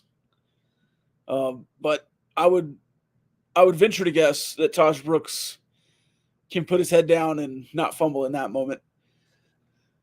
Just as easily as Will Hammond could have fallen down and lost 2 yards and not fumbled. But again, are you repping that fall down play in practice? Or did you call quarterback power with a true freshman on the field? That's the question. All right, we can move on. Yeah, I think part of the frustration for a lot of the fans, again, going back to Abilene Christian, is the lack of accountability. And I asked, like, earnestly, I put in the Discord, like, what does accountability look like mid-season? I'm not for, like, oh, you lost a game, fire every coach. You obviously can't operate that way. So is it a public reprimand? Joey's kind of done that with the defense. I think his quote this week was that the defense owed the offense an apology. But the attitude sometimes of, like, entering the post-game press conference after surviving Abilene Christian by the skin of your teeth and taking the mic like, whoo, 1-0, that was fun, wasn't it? Like, no, it wasn't. I was about to jump off the double T scoreboard if one play went differently in that game. And then you get the brakes beat off of you in Pullman and show up to the Monday press conference. How we doing? It's like, y'all are not mad. Y'all are not understanding. Y'all are not matching the frustration felt by the fans. People just watching the game. And y'all should be 10 times more invested in it than a fan is. So then to, like, get to the post-game press conference after, frankly, pissing down your leg, blowing a 17-point second-half lead, again, choosing multiple times not to deliver the final blow and instead saying, well, we're going to play not to lose here. And, you go on a 28-0 run and lose the game. And you go into the post-game press conference like, well, we were watching on the tablet and it didn't look like there was a clear recovery. It's like, you're going to pivot to the officiating right now? You're the head coach of a team that just blew a 17-point second-half lead. You were losing the game, by the way, while you led the turnover battle 3-0. I know the final was 3-2 because you fumbled on the last play of the game and the Hammond play we just went through. It was 35-34 while you were up 3-0 in the turnover battle. I don't want to hear a damn word about the officials. Like, yes, they did, like I mentioned earlier, they missed a couple PIs, in my opinion. But, like, if there's ever a moment as a coach to kind of say, like, yeah, we screwed that up, it's when you blow a 17-point second-half lead. This isn't some jump of, like, hey, how did you not go in there as a 14-point underdog and win the game by 50 points? Like, the fans are demanding accountability. No, it's you spent literally the middle half of the game, the middle 30 minutes, on a 28-0 run and found a way to lose the game. And that warrants a real answer. That doesn't warrant, well, on the tablet, it looked like there might not have been a clear recovery. Like, what the hell is that? I don't know what accountability looks like exactly. Because even had he gone into the press conference and said, like, everything that I wished he had said, it's still just words and you still lost the game and it still needs to actually translate into practice the next week and on the field next Saturday. So I don't know if I would have felt any better about it. I don't know if that counts as taking accountability. But I mean, God, whatever that was, and whatever we've seen in other press conferences doesn't look like accountability taking to me. And I think that's what part of what people are mad about is like, okay, there's injuries on defense. So what? Like, you'll always talk about what's next. It's not like, oh, well, there's injuries on defense, so there's nothing we can do but have the 121st best sack rate in the country. Like, that's just kind of, it's supposed to be, you guys are paid to have some of the answers. And I think we all understand that, like, they're operating within the confines of reality. You're not going to magically go from being terrible at rushing the passer to amazing at it overnight. But there doesn't seem to be any form of, again, I don't know exactly what it would look like to take accountability at this juncture, but I also know when I'm not seeing it. And to go in there and deflect about the officials, I thought was just crazy given I can almost understand it if there's a fluke call at the end of the game that it was like tit for tat all game long. You almost pulled off a big upset. You were winning by 17 and you went on a 28-0 run and lost the game. There's no officiating that can be the root cause of that. I think you lost this game for many reasons, all three sides of the ball, plus coaching, plus situational decision making. I wouldn't put the officiating in the top, I don't know, 5 or 10 reasons of why you lost this game. That was crazy to me. And again, I don't know how much better I'd feel had he said all the right things, but I also know that it pissed me off even more to say all the wrong things in the post game presser. Do you kind of get the attitude of, especially at 5-1, and after the Baylor game maybe, and potentially even after this one, we're 5-1. Why are you mad, fans? We're 5-2. Why are you mad? We're 5-3. Why are you guys so upset? Why are there so many pink Raiders around here, bitching and moaning? Do you know who else said you're 5-3? Why are you so mad? Joel Klatt. After you fired Matt Wells. It's the same attitude. And this time we're kind of seeing it from inside the program instead of outside the program. We're mad because you gave away 2 games, one you're favored in, one you had in the balance. Nathan says, I could live with the loss if they played really aggressively to put the game away. If Will Hammond throws a pick on that drive over the middle, trying to go score a touchdown, and maybe you do that with 3 minutes left instead of a minute and a half and a fumble, I'm not mad at all. And again, I'm not mad at the fumble. I don't blame Will Hammond for the fumble at all. And I would have been fine with an aggressive throw. It's like, oh man, the freshman, the defense really let you down there. Not much more the freshman can do in that situation. And kind of say, all right, well, at least you're being aggressive. It's so much different when you get housed at home by Baylor and they push you around like punks at home for the second straight time in your first Big 12 loss. Yeah, you're 3-1. Why are we so mad? Why are you guys so frustrated? We beat ACU. Why is everybody so mad? We won on the road in Big 12 play. Why are you all so mad? We're 3-0 in Big 12 play. Oh, wait, we're 3-1 in Big 12 play. Oh, wait, we're 3-2 in Big 12 play. Why are you guys so mad? We have a winning record in Big 12 play. We only need 2 more wins to have 3 straight seasons of winning Big 12 records. And we have 4 games to do it. Why are you guys so upset about this team? I mean, that's the vibe I'm getting here. And we're so upset because we expect more at some point. And there's some pretty damning stats coming out about Matt Wells era versus Joey McGuire era. And I don't think they're the same, but I don't know how much different they've been.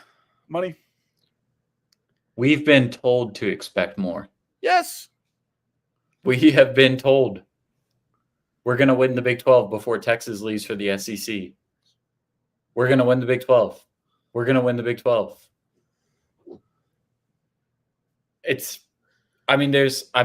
Look, any fan base has wild fans that have misplaced expectations that do not resemble reality. I think Texas Tech has a few of those, just like every other fan base.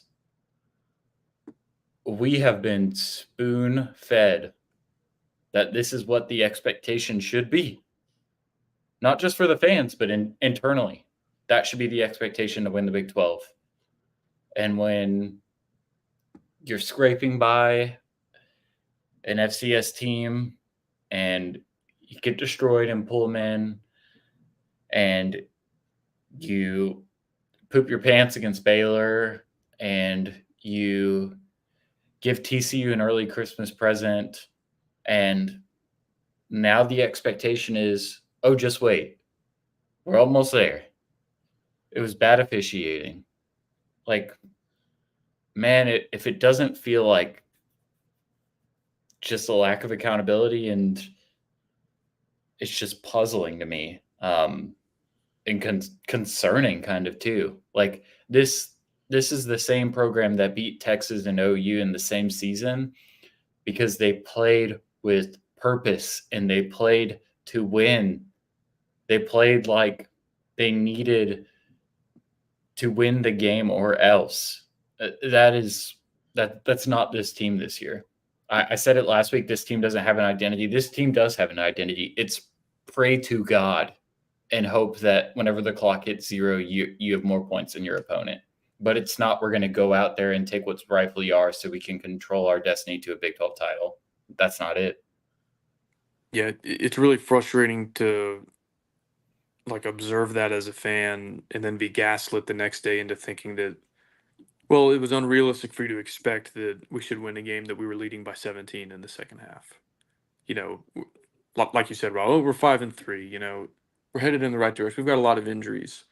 Okay, those injuries were present when we were up by 17. Hell, one of the injuries helped us get to a 17-point lead because Will Hammond came in and played a perfect game until, you know, toward the end there. Even Harvey Dyson. Yeah. And, you know, Terrell Tillman was in on a sack. we have talked a lot about all the slogans and sayings, and some of them are one-offs and, you know, whatever. I think we all pretty much hate them all at this point. But the one that was supposed to be foundational day one, and I think was even cited like at the welcoming press conference, was the brand. And I don't want to talk about toughest, hardest working. Some of that is hard to measure anyway. How in God's name can you claim to be the most competitive team in the country when at multiple junctures of this game, you told the entire world that you were afraid to compete? The first time taking the field goal instead of thinking you're competitive enough to go 3 yards.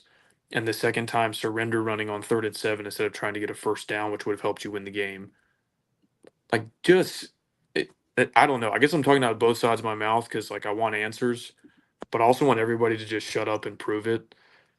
But, like, that's the most jarring one to me at this point is there's no way you can call a game like that after telling your players that they're the most competitive team in the country without being a total hypocrite.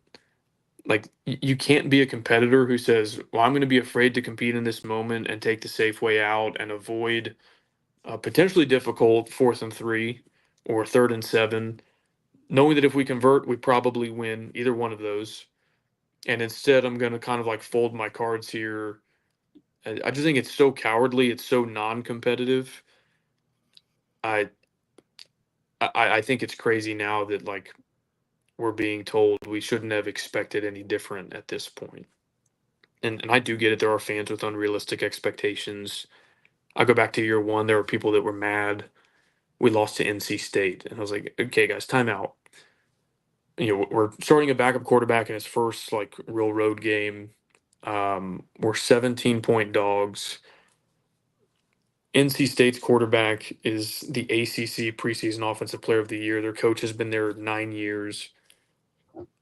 Like, I'm not one who just after every loss is like, well, this can never happen. We need to go undefeated every year. But yeah, damn right. When you're up 17 points in a game and lose, like, not just because you kind of started playing badly, like, yeah, obviously when you give up an 83-yard touchdown or whatever it was, that's bad. But you made two really conscious, weak decisions that contributed to you losing. That's a hard pill to swallow. It's especially hard to swallow and then be told, like, oh, well, there was no reason any real true fan should have thought that you could have won that game or should have won that game. And I trust, and I think like most people probably know what we're talking about with the Pink Raider comment.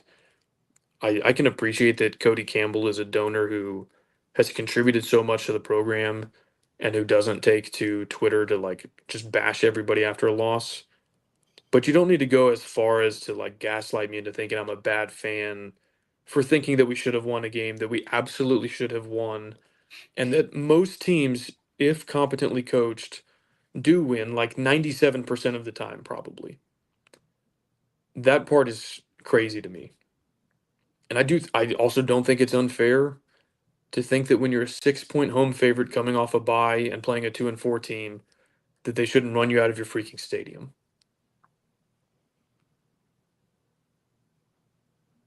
Early in the season, after Pullman, Washington, you get beat. I wrote an article on Joey McGuire being blindly aggressive on fourth down and blaming it on the analytics book. And I said to burn the book. I don't want to see it anymore. I want Joey to have accountability on the fourth downs. Since then, he's hardly gone for any of them. And I'm not saying that it's because I wrote a piece on double297.3.com. That's not what I'm saying. I think they looked inward after going 0 for 7 or whatever it was in Pullman and said, this is the team we have this year. This is the offensive line. This is the whatever else. This is the defense we're working with. We're going to go for less fourth downs. But in doing so, they've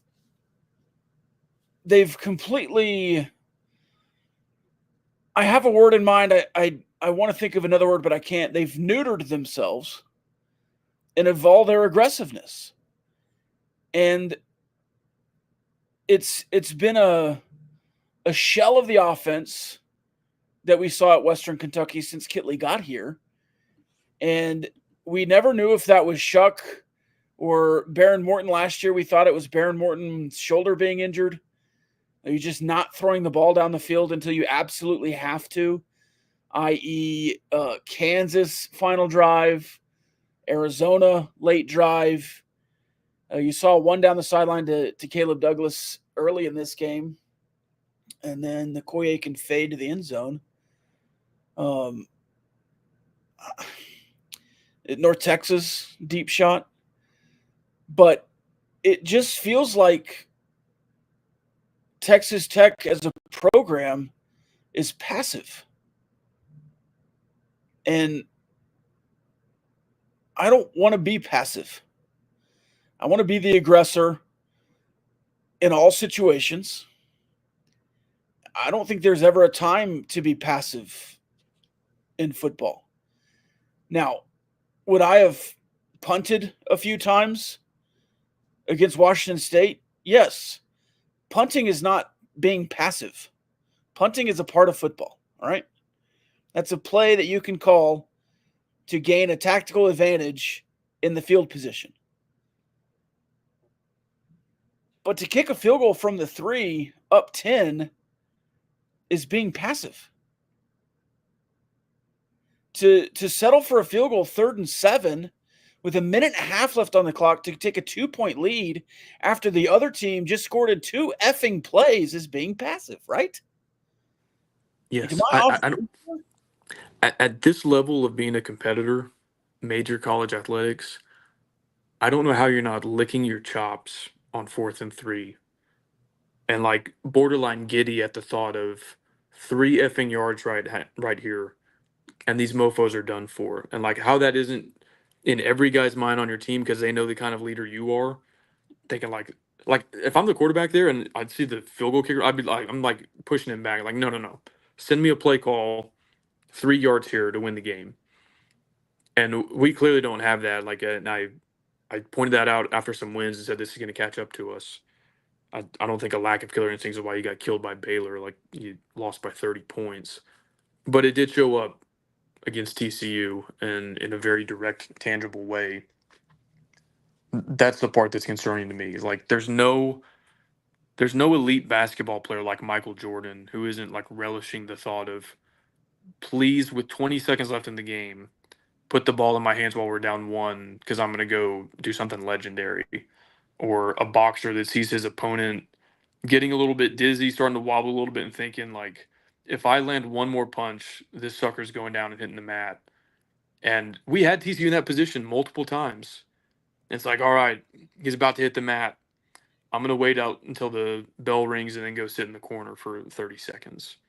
And I just don't get how that's our approach to the game and how that's our mentality, and we lost because of it. And so, like, we can have this whole conversation about analytics or whatever. I don't know if I've ever. I think even when I was all in on analytics, I was like, do 90% that, 10% feel for the game, context. And again, I think we overcorrected to the opposite end of the spectrum, and now it's like, oh, well, we don't want to do anything too crazy or too aggressive. And I don't know what the right balance is, 50-50, 70-30. But I know when you have a chance to get 3 yards to win the game, you should probably do it. And we elected not to. And that's going to probably keep me pretty angry for a while. Yeah. Money, you referenced that 2019 Kansas game. When that game went final, I just like walked out my front door and just down my street, just so I like didn't know what to do. This was the third time, 2019 Baylor as well. Third time I've done that where it's just like the game ended. And I was like, I'm just gonna go walk in a line, I guess, until the sidewalk runs out. And I was like, I don't know how you lose that game. And y'all know this. I'm probably more optimistic than the median Tech fan after a loss. And it's like I can usually get over it pretty quick. It's like, hey, sometimes you get your ass kicked. I don't think that's all on Kidley. I don't think that's all on Joey. And I can usually move on pretty quick. But this loss, I was just like, what in the hell just happened? How did we allow that to happen? I mean, it's just baffling to me. And it's usually I'm over it immediately. And this one is going to stick in my craw for a long time. And you both know I'm a big 1-0 guy. You got to focus on going 1-0 every week. But losing that game the way you did while you're staring down the barrel at a road trip to Ames and Colorado coming to town is nauseating.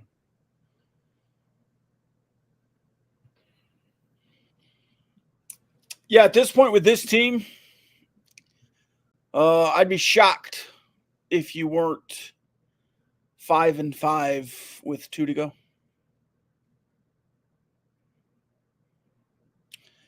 Also, wouldn't be shocked if you finished 7-5. The Cowboys are trying to kick off here. They have kicked off and they got a legal formation on the first play. Wonderful. Do you know if George Kittle is playing? He was listed as questionable. Well, it's National Tight End Day, so I don't know. Okay. I think he was upgraded. I got an ESPN fantasy notification. Thank you for a much more substantive answer on that, Money. Well, how am I supposed to know? I've been doing the show. Well, just say that. Don't patronize me with, did you know it's National Tight End Day? I'm not in the mood, Rob. I've had a bad 24 plus hours here. They showed that graphic earlier. By the way, Zeke Elliott getting the start tonight because Dowdle is sick. Uh-oh. Dalvin Cook is active. For which team? I picked up Dalvin Cook for the Cowboys. Dalvin Cook. I picked up Jameis Winston this morning, and I almost started him over Caleb Williams. I picked up Tua this week too, but I didn't. I stuck with Caleb Williams, and Jameis had 24 points, and Caleb Williams had 7. I don't know if I'm going to – I'm being passive in my fantasy lineups. See, I was active. I swapped out Ethan Kraft, the Packers tight end, Kraft, for Tucker, Tyler. I don't know. For Cade Otton, the Buccaneers tight end, that paid off. I don't know if I'm going to win in fantasy this week, but I do know me and the guy I'm playing are going to be the top 2 scorers in our 12-team league this week. So that's always fun. Where were we? Speaking of white guy names, I was at my nephew's fantasy football game this weekend. Fantasy Mhm. flag football game. It is fantasy football, flag football. And I heard off in the distance, coach calling his team, and he goes, Tucker, Kaysen, Mason, Tyler, Brad. And I was like, if I look over there, that's all white kids. And I did. And it was a bunch of little white kids on the dolphin. It was just funny. It was like Mason, Anderson, Tucker. Anyways, Cooper. All right. Final thoughts?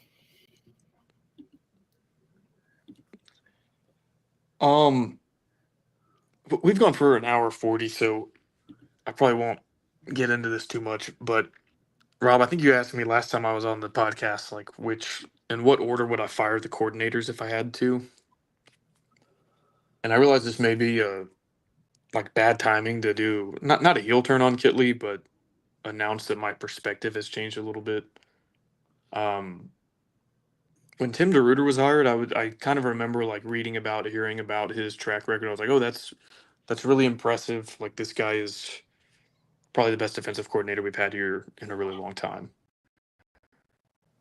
And I was willing to kind of like weather the storm for a couple of years. I still felt like watching our defense that it was okay, and I'd have to double check these stats, but seem to remember us being like middle of the pack to maybe a slightly below pack in points per drive surrendered. And I was like, okay, like we're not good on defense, but that's good enough that if you have a good offense, it can keep you in the game.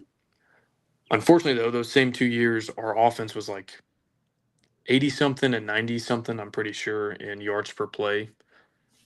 And so it was like very difficult to win games, which is why when you lost, it was ugly. When you won, it was by one possession. You had 3 overtime wins just that first year. But I've been presented with, I guess, new updated figures. It was, I think, Tech and Tortillas. Is that right? Yeah, I think that's right. Sorry, there are so many accounts and podcasts, and they're all alliterations. I'm pretty sure that's right. I hope I'm giving credit to the right crew, but they laid out like the last 10 years that Tim DeRuyter's been a defensive coordinator and where his defense ranks in yards per play allowed, which there are a lot of different metrics you could look at that tell you how good an offense or defense is. If I could only have one, I'm using yards per play for both offense and defense. Doesn't tell the whole story, but I think it's like the best starting point. And he's been 100th or worse 4 of those 10 seasons. He's been better than like 43rd, I think, once. Now that one defense that was better than that was like 8th nationally. That's elite. But so you had like one elite defense, 5 that were like 40 something to 60 something, maybe like 80 something, and then 4 that were 100th or worse out of at any given time 120 to 133 teams in FBS. I've got it if you want them. Yeah, go ahead. All right. 105th, 59th, 102nd, 59th, 65th, 42nd, 8th, 63rd, 77th, 102nd, 105th. Yeah. And like honestly, most years at Tech, especially if you have the offense that like we used to have under Cliff, a top half defense, so call it, I don't know, 65 or better, paired with a top 15 offense can be a really good combo. Like you can definitely win 9-10 games doing that. But when that's like your second, third, fourth best season out of the last 10 and you're still hovering around like 50 something, and your floor is that like almost half the time out of the last decade you're 100th or worse, that puts a lot on the offense, special teams, everybody else. I used to think that our offense, like again with the really aggressive fourth down strategy, sometimes that pays off, but when it doesn't, like it puts the defense in a bad spot, which is why I never. It's like, okay, we gave the other offense the ball at the 38, and the defense held them to a field goal. Like it's hard to really blame them. But that yards per play data like really made me kind of rethink where I'm at. We gave Kitley a lot of grace for the injuries, especially at the quarterback position. And I think everybody can acknowledge like the individual pieces on the offensive line aren't where they need to be if you want to compete at the top of a Power Four conference. Um, and like this season, when the quarterback was healthy, when we overhauled the wide receiver room and like had some weapons, Kitley learned to commit to the run a little bit better. I think we're like 30 something offensively in yards per play. And so I see one go in the right direction. I see one unit go in the wrong direction. And I don't know. Like, if I was answering the question today, Rob, I would, and I was going in order, I would probably still start with special teams. Um, and I thought it was like unfathomable 2 weeks ago that Joey would even entertain moving on from DeRuyter. But then thinking back to like how he's talked about the defense in some of the press conferences, and again asking like, what does accountability look like in season? If that's a public reprimand, he's been a lot more critical of the defense than the offense. The numbers for the defense are a lot worse than the offense. I think probably Kitley's biggest issue with the fans is like situational. It's like when he screws up and the fans disagree with him the most, it's at the most critical junctures of the game, which is a problem. But on the whole, like if you just blindfolded me and said, yeah, you can have one unit that's ranked 33rd in the country or whatever we are in offense, and one unit that's 108th or whatever we are in defense. I'd be like, yeah, I'd much rather have a starting place of 33rd and then see what I can do on the other side of the ball than vice versa.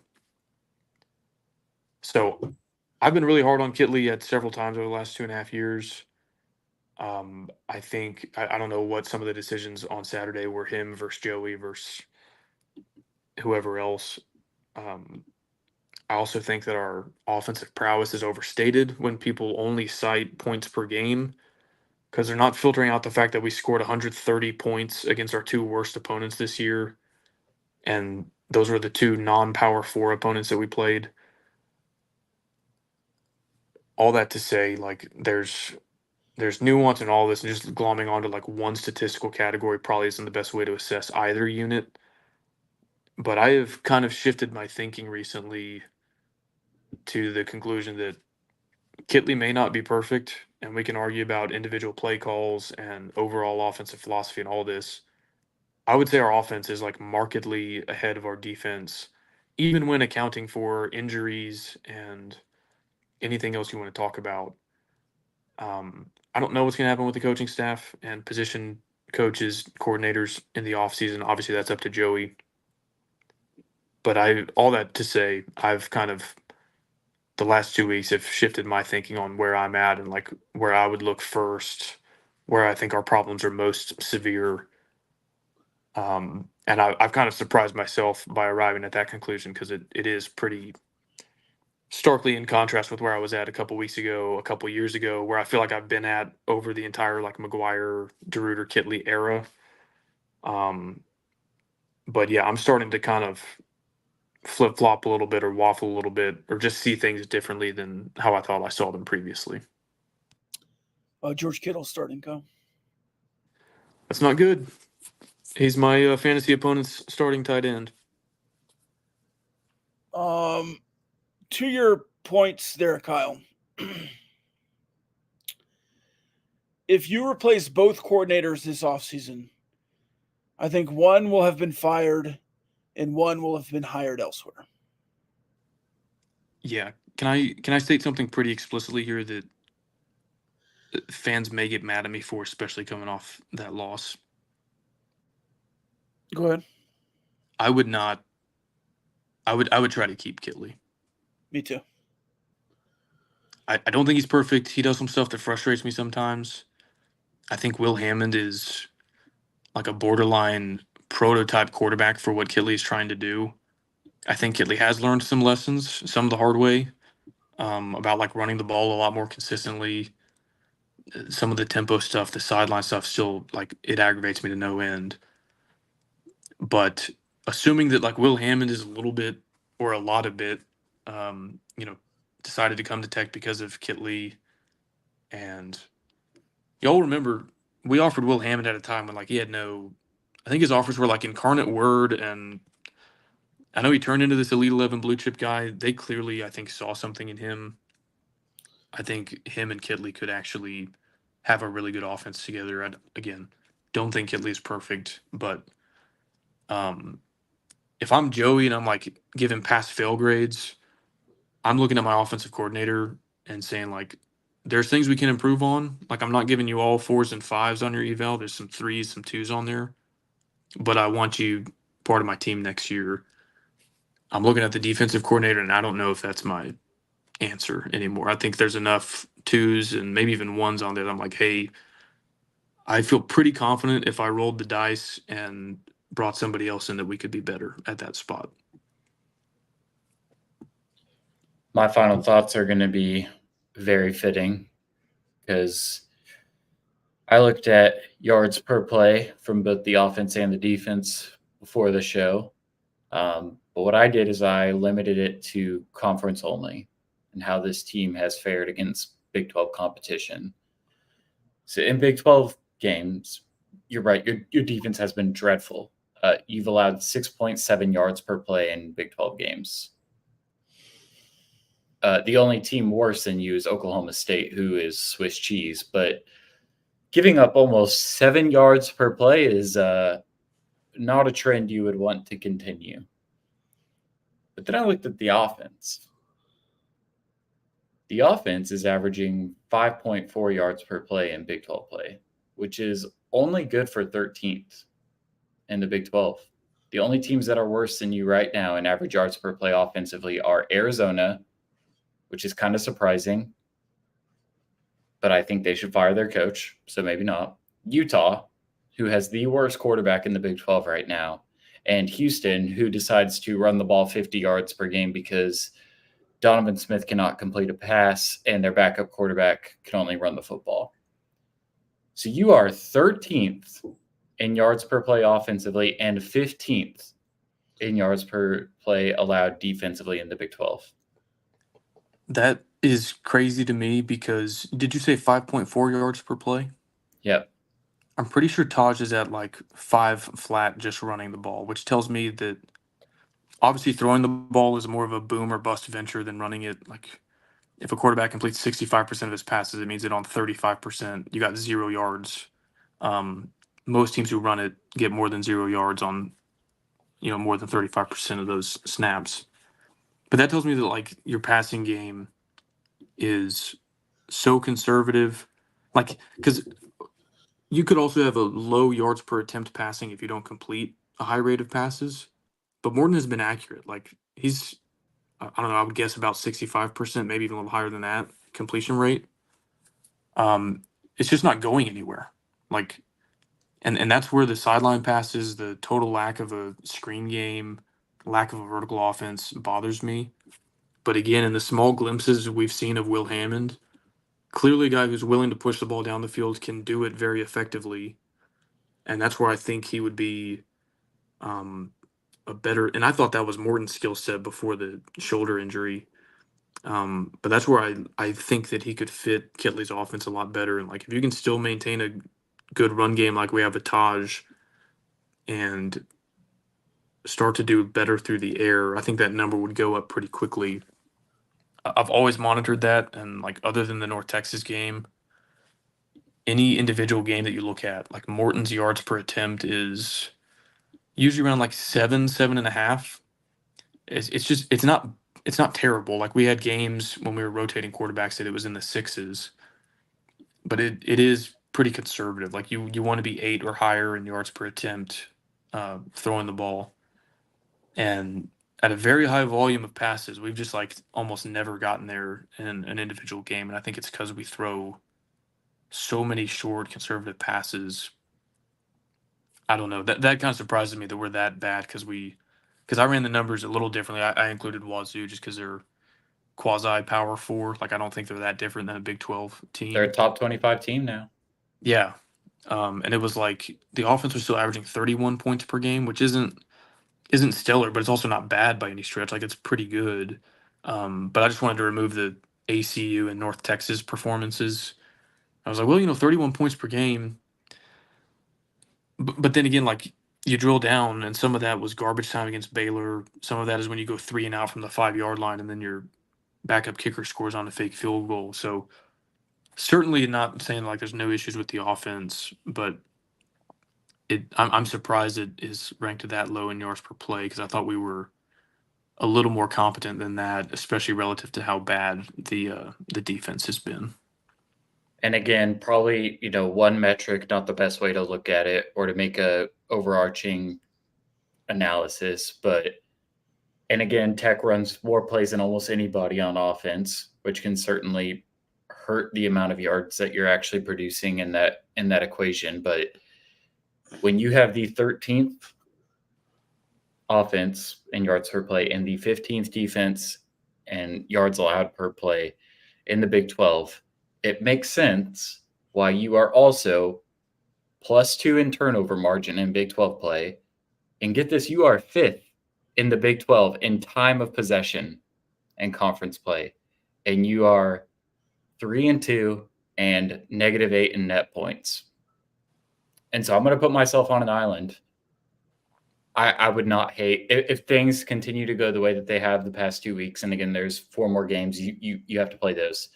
I would not be opposed to a clean slate at coordinators, or at the very least bringing in a co-OC who can tell Kitley to stop running flea flickers, stop letting Koye Aiken throw the football, and just balance it out a little bit.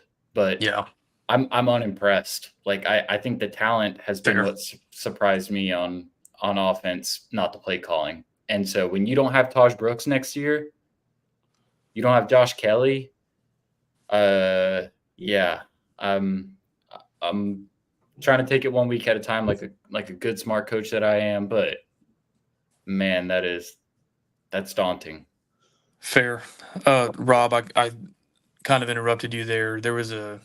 You were going somewhere with your thought about if you lose both coordinators, it could be under differing circumstances. There was almost a UTEP situation last year. There could be a Rice situation this year. Is that where you're kind of going with it? Yeah, I wouldn't go anywhere. That was my whole thought. Okay. But yes, I think if Zach Kitley leaves, he's getting a new job. But if DeRuiter leaves, it's because he got fired. That would be interesting. Just from the standpoint of when Joey first hired coordinators, he talked about complementary football, and I thought that based on what I knew about DeRuiter and Cumbie at the time, I was like, that could be a good complementary pairing. And then when he made the Kitley hire, not even like, is it a good hire or bad hire? It just didn't seem like the right fit for what Joey's identity was going to be, or what we thought it was going to be. And so I wonder if you would rather like just hire one or the other offensive or defensive coordinator based on what he already has in the building, or if he'd rather hire both of them at the same time based on like, I don't know. I feel like it's easier to go find a defensive coordinator profile based on what you already have in-house or vice versa than to hire two that happen to match each other at the same time. You know what I'm saying? Do you have a defensive coordinator on staff that you would promote? No. Do you have an offensive coordinator on staff that you would promote? No. So if you go out and hire guys, you might be like, you either have to find a guy who will come with no staff, or also fire a bunch of position coaches. Yeah, I don't really know how that goes. I think it would be reasonable for both sides. I think it's reasonable for a coordinator to want his staff. I also don't think it's unreasonable for the head coach to say, like, I'm keeping one of my guys at a position coach on each side of the ball. So, like, you can bring your whole staff except your linebackers coach or except your safeties coach or whatever. But you're right. I mean, and that would be the daunting thing is if, like, you do replace both coordinators for whatever reason, you could be looking at, like, all new position coach. And I think there's some criticism for certain position groups. I don't know if I want to lose all of them. But, that could be wild. Dak threw a pick. Into double coverage. Under pressure. Getting sacked, yeah. If I speak big trouble. All right. Let's finish out then. Money looking good. I appreciate it. There's an incident on Twitter we haven't talked about, and I'm not going to talk about it here. I'll tease the Patreon a little bit though. We can get into that on Wednesday if y'all want.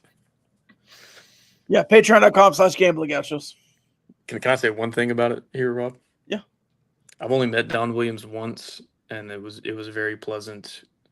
It was at like a kickoff dinner or something. So I have no beef with Don. He's always why I really love Don is he knows more about the history of tech football than just about anybody. And anytime I've asked him like, hey, I was reading and this thing happened in like 1952, do you know? And he like usually has an answer.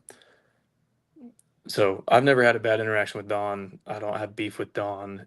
If you're in the Twitter replies telling Don to go do some R-rated stuff, you can ease up. There's no beef with Don. I like Don Williams. Like I said, only met him once. He probably wouldn't recognize me if he saw me in person again. But I do have some thoughts on that whole interaction, and I'll holster them for when we're behind a paywall, just in case.